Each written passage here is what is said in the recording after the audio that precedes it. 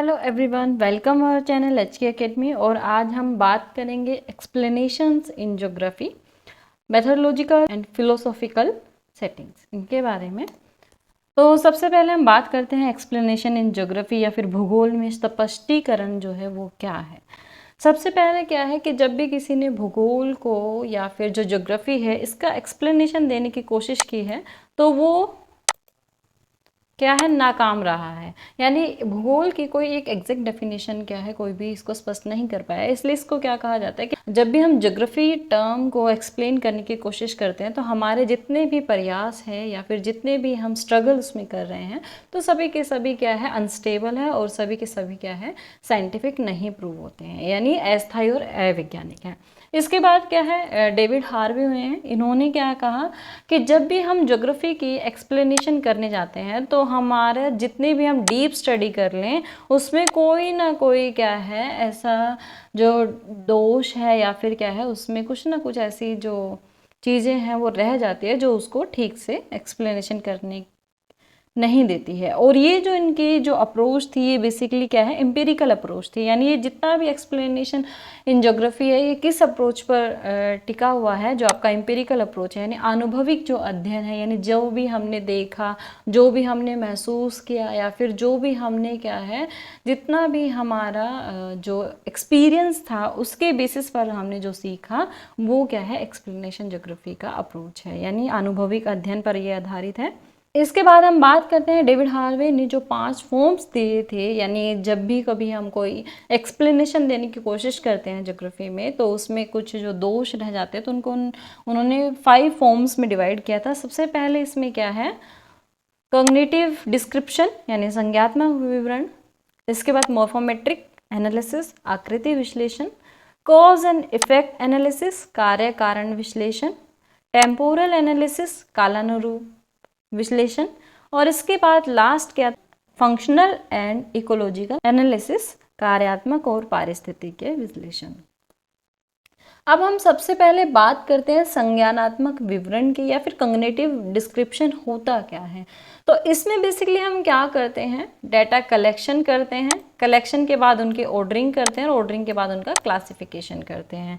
यानी आप लोग कभी फील्ड सर्वे में अगर गए हो, डाटा कलेक्शन का अगर प्रोसेस देखा हो तो सबसे पहले आप लोग क्या करते हैं कि आपका जो क्वेश्चनेयर है वो भरने के लिए जाते हैं, यानी आप डाटा कलेक्ट करके लाते हैं। उसके बाद आने के बाद फील्ड से आप उस डाटा को क्या है, एनालिसिस करते हैं या फिर उस डाटा को आप क्या है, ऑर्डरिंग में लाते हैं। इसके बाद आप उस डाटा से अपना जो प्रोडक्ट है यानी आउटपुट है वो निकालते हैं और उसके बेसिस पर आप क्लासिफिकेशन करते हैं। तो ये कॉग्निटिव डिस्क्रिप्शन बेसिकली होता क्या है कि इसमें वो सारे प्रोसेस शामिल होते हैं जो एक रिसर्च में ज़रूरी होते हैं, यानी डाटा कलेक्शन से लेकर उनकी ऑर्डरिंग तक और ऑर्डरिंग से फिर क्लासिफिकेशन तक जितने भी प्रोसेस होते हैं वे सारे के सारे प्रोसेस आपके क्या है, कॉग्निटिव डिस्क्रिप्शन में आते हैं। इसमें जो थ्योरी है उसकी कोई भूमिका नहीं होती, यानी जो थ्योरीज हैं उसका कोई रोल नहीं होता है, सिर्फ आपको डाटा कलेक्शन करना होता है, ऑर्डरिंग और उनका क्लासिफिकेशन करना होता है। तो कोई भी एक बेसिक मॉडल या थ्योरी इसमें यूज़ नहीं की जाती है। इसके बाद क्या है कि जो हम क्लासिफिकेशन करते हैं उसमें हम क्या करते हैं, जितने भी थ्योरीज हैं या कोई मॉडल है उसमें कोई कैरेक्टरिस्टिक्स है उसकी, उस मॉडल की, तो उसको एप्लीकेबल करने का काम करते हैं। यानी जब हम कलेक्शन करेंगे और ऑर्डरिंग करेंगे तो उस टाइम हम किसी भी थ्योरी को ध्यान में नहीं रखते हैं, लेकिन जब हम क्लासिफिकेशन करते हैं तो हम देखते हैं कि जो हमारे क्लासिफिकेशन की कैरेक्टरिस्टिक्स आ रही है तो क्या वही कैरेक्टरिस्टिक्स जो है वो आपके किसी थ्योरी या मॉडल से संबंधित है या नहीं है। जैसे मैं बात करूँ आपके माइग्रेशन की, तो माइग्रेशन अगर मैं दिल्ली की तरफ बात करती हूँ कि दिल्ली की तरफ माइग्रेशन क्यों है, तो अगर मैं बात करूँ वहाँ पे कि वहाँ पे जॉब अपॉर्चुनिटी है आपके पास, वहाँ पे एजुकेशन फैसिलिटीज़ है, वहाँ पे हेल्थ फैसिलिटीज़ हैं, और ये सारी की सारी जितनी भी कैरेक्टरिस्टिक्स है ये किससे जुड़ी हैं, आपके ली के मॉडल से जुड़ी हैं। यानी मैंने डाटा कलेक्शन किया, माइग्रेशन किया, देन उसके बाद उसका एनालिसिस किया और मैंने जब क्लासिफिकेशन किया तो ये कुछ जो पैरामीटर्स है ये उभर कर सामने आए, और ये पैरामीटर्स किससे रिलेट करते हैं, आपके ली के मॉडल से रिलेट करते हैं। यानी हम किस पे ध्यान दे रहे हैं, जब हम क्लासिफिकेशन करते हैं तब हम ध्यान दे रहे हैं कि ये किस मॉडल से संबंधित है या नहीं है।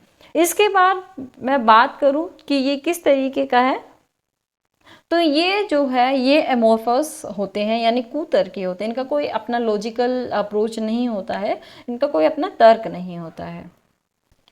इसके बाद जो मैं प्रोसेस की बात करूं तो कॉग्निटिव डिस्क्रिप्शन का जो प्रोसेस है, data collection, ordering and classification, ये इसका प्रोसेस है। इसके बाद बात करते हैं मॉर्फोमेट्रिक एनालिसिस। तो आप लोगों को ध्यान रखना है, जब भी हम मॉर्फोमेट्रिक एनालिसिस करते हैं तो दो चीज़ों का बड़ा ध्यान रखते हैं, एक टाइम का और दूसरा स्पेस का। यानी स्पेस और टाइम इसका मेन कॉन्सेप्ट है आपके मॉर्फोमेट्रिक एनालिसिस का। तो इसमें हम बेसिकली क्या देखते हैं, कोई प्लेस और उसका जो टाइम है उसको देखते हैं, और उसके बेसिस पर हम क्या करते हैं, स्ट्रक्चर तैयार करते हैं या फिर एक ढांचा तैयार करते हैं, जिसमें हमें क्या पता चलता है कि कोई भी एक फॉर्मेशन है, यानी कोई भी एक फिजिकल फॉर्मेशन है, उसका स्वरूप किस तरीके का, या फिर वो भूतकाल में कैसा था, यानी पास्ट में कैसा दिखता था, और प्रेजेंट में ये कैसे है, और भविष्य में किस तरीके का हो सकता है। तो मॉर्फोमेट्रिक एनालिसिस में हम बेसिकली क्या करते हैं, स्ट्रक्चर तैयार करते हैं, जितने भी आपके ज्योग्राफिक लैंड फीचर्स होते हैं उनके। इसके साथ साथ क्या है, ये जो है ये पहले से ही अनुमान किए गए जितने भी आपके आंकड़े हैं उनके आधार पर एनालिसिस किए जाते हैं, यानी पूर्व अनुमानित प्रकार का विश्लेषण है ये। इसके साथ साथ इसमें हम क्या करते हैं कि जो भी आपका विजुअल जो वर्ल्ड है उसका हम एक्सप्लेनेशन करते हैं ज्योमेट्रिकल बेसिस पर, यानी दृश्य जगत की व्याख्या हम ज्यामितीय आधार पर यहाँ पर करते हैं।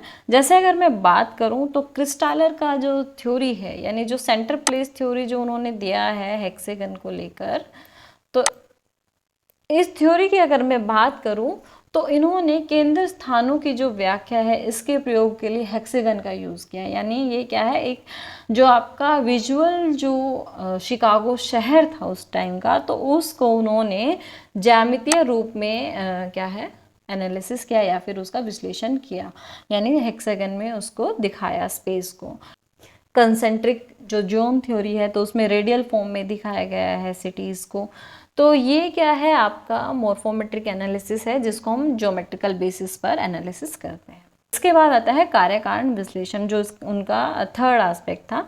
तो इसमें हम क्या देखते हैं कि जो भी आपकी वस्तुएं हैं, यानी विजुअल जितने भी थिंग्स है या रिसोर्सेस है या फिर कोई भी फिनोमेना है, तो उनका जो कारण है, यानी उनके उत्पन्न होने का या उनके राइजेस होने के जितने भी फैक्टर्स हैं उन सबको समझना इसका मेन मकसद होता है। यानी कार्य कारण ही से क्यों कहा गया है, कॉज एंड इफेक्ट क्यों कहा गया है, कि कोई भी अगर कोई फिनोमिना अर्थ पर हो रहा है तो उसके लिए कोई ना कोई जो कॉज है वो उस पर इफेक्ट कर रहा है, इसी वजह से वो फिनोमेना जो है प्रोसेस कर रहा है।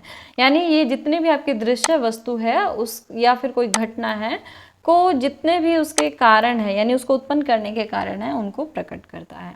और ये सबसे ज़्यादा सरल जो धारणा है ऐसा माना जाता है, और ये सिर्फ क्या दिखाता है, एक रिलेशनशिप दिखाता है। दूसरा क्या है, ये फैक्टर एनालिसिस करता है, यानी दो चीज़ों के बीच रिलेशनशिप दिखाएगा। जैसे मैं बात करूं कि आपके जो ग्लेशियर्स हैं और उनके साथ रिवर्स की, तो आप देखोगे हिमालयन माउंटेन जो है, हिमालयन माउंटेन से बहुत सारे जो हैं सारे साल बहने वाली जो रिवर्स हैं वो निकलते हैं। तो इनमें दो फैक्टर्स आपस में जुड़े हुए हैं। इसके साथ मैं बात करूं आपके इरोजन फैक्टर की और उनके प्रोसेस हैं उनकी, तो वो भी आपस में कनेक्ट है। यानी अगर मैं बात करूँ बरखांस की, अगर मैं बात करूँ गारा की, अगर मैं बात करूँ जुजैन की, तो ये सब किस फैक्टर से बनते हैं आपके, यानी ये एक दूसरे से वायु अपर्दन से निर्मित कारक है या फिर वायु डिपोजिशन, यानी कोई ना कोई कारण होता है किसी भी फिनोमेना के घटने का। इसके बाद आता है टेम्पोरल एनालिसिस। जैसे यहाँ पर हमें इसके नाम से ही पता चल रहा है टेम्पोरल एनालिसिस। टेम्पोरल का मतलब है कि ये टाइम से ही जुड़ा है, यानी इसमें हम जितने भी हिस्टोरिकल एनालिसिस हैं उनको करते हैं।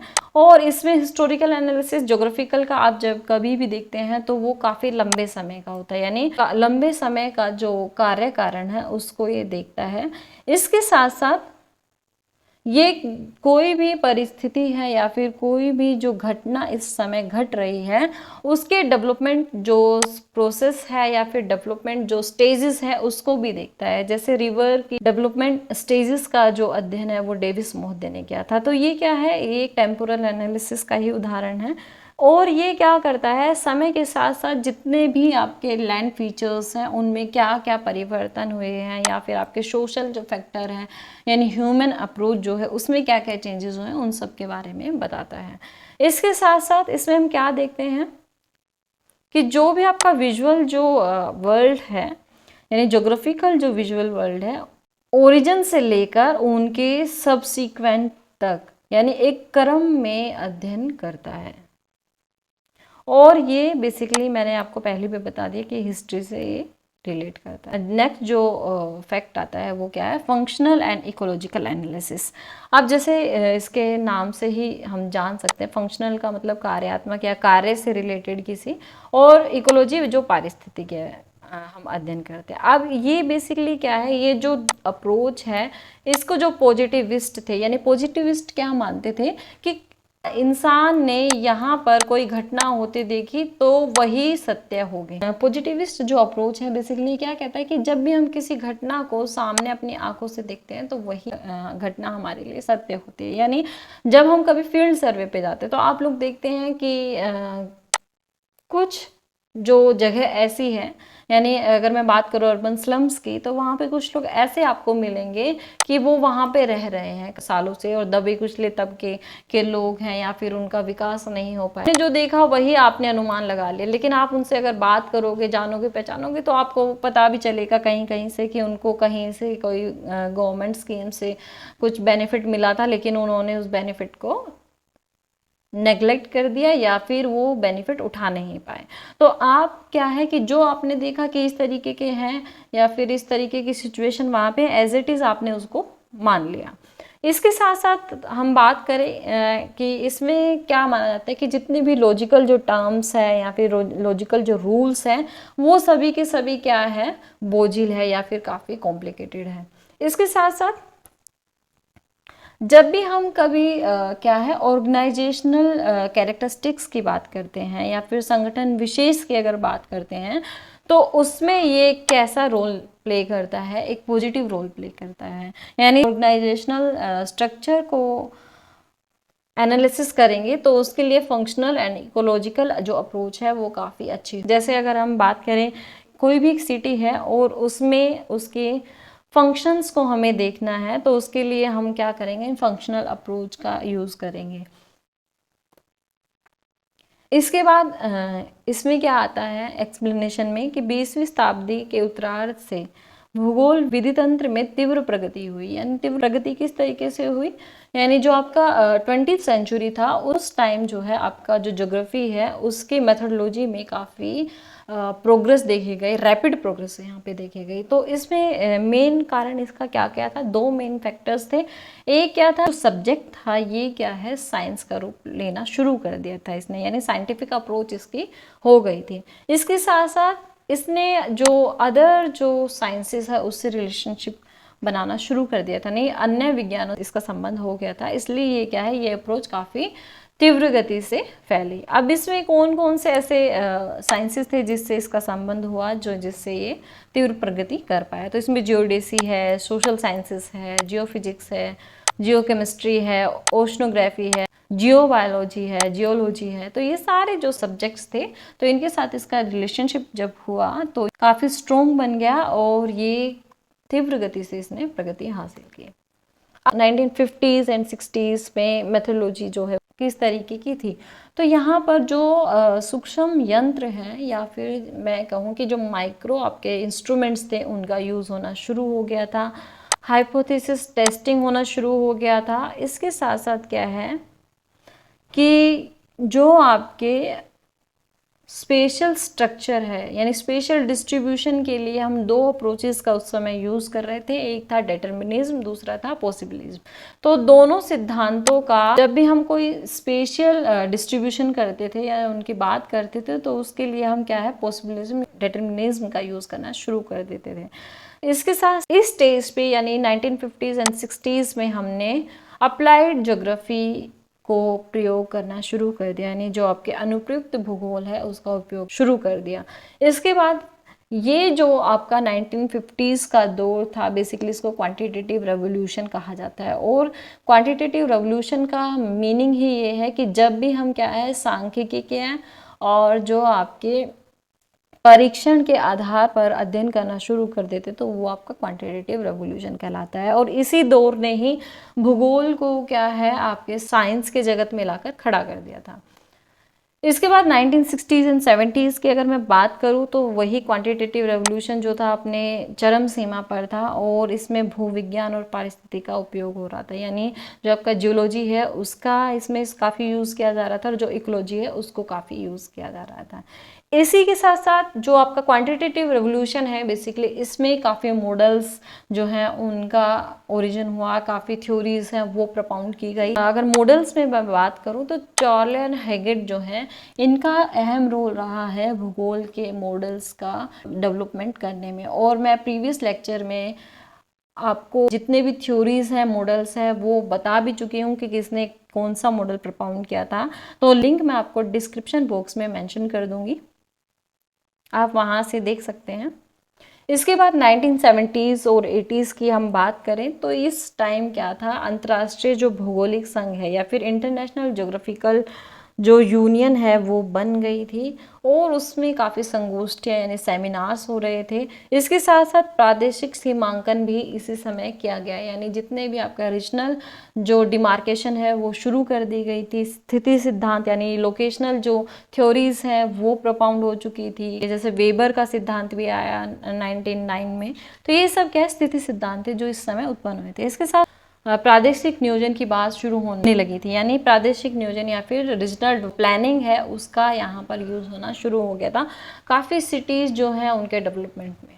तो ये था आपका एक्सप्लेनेशन इन ज्योग्राफी, जिसमें हम बात करते हैं कि किस दौर में ज्योग्राफी का कौन सा अंग जो है उसका विकास हुआ या किस तरीके से ज्योग्राफी ने डेवलपमेंट किया। इसके साथ साथ डेविड हार्वे ने जो अपने 5 जो फैक्ट बताए थे कि कभी भी हम ज्योग्राफी के एक्सप्लेनेशन देते हैं तो उसमें 5 ऐसे कारक है जो दोष क्रिएट कर देते हैं, तो उनके बारे में हमने बात की है, क्वांटिटेटिव रेवोल्यूशन के बारे में बात की है।